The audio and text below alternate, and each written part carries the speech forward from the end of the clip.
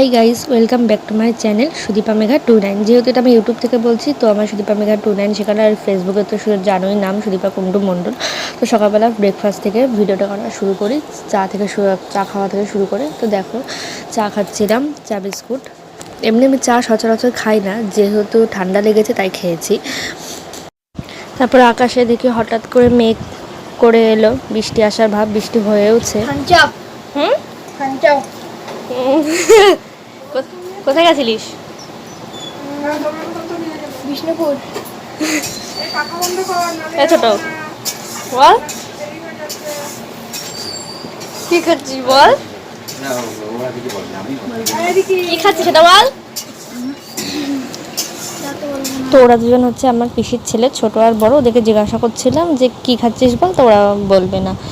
তো দেখো, সন্ধ্যাবেলা সিরিয়াল দেখছিলাম, সিরিয়াল দেখার সাথে সাথে খাচ্ছিলাম টক দই। তোমাদের বললাম না আমার ঠান্ডা লেগেছে, ঠান্ডা লাগা সত্ত্বেও আমি ঠান্ডা টক দই এসব খাচ্ছি। কারা কারা আমার মতন এরকম যে ঠান্ডা লাগা মানে তোমাদের জ্বর হওয়া সত্ত্বেও হচ্ছে তোমরা ঠান্ডা জাতীয় জিনিস খেয়ে যাও। তো তারপরে দেখো, রিং লাইটে ভিডিও করছিলাম, ভিডিও করার পরে এটা তখন রাতের বেলা হচ্ছে লুচি বেলছিলাম। আরও হ্যাঁ, তোমাদের তো মেন কথা বলাই হলো না, আমি তো এসেছি বাপের বাড়ি, এটা আমার বাপের বাড়ি। যেহেতু ভোট ছিল না 20 তারিখে, তাই জন্য এসেছিলাম। তো দেখো আমার লুচিগুলো, আরও আমি তেল ছাড়া হচ্ছিলো লুচি বেলি। কারা কারা আমার মতন তেল ছাড়া লুচি বেলো? আমি বেলেছি, মা ভাজছিল লুচি, আর তরকারি করেছে আমার প্রিয়।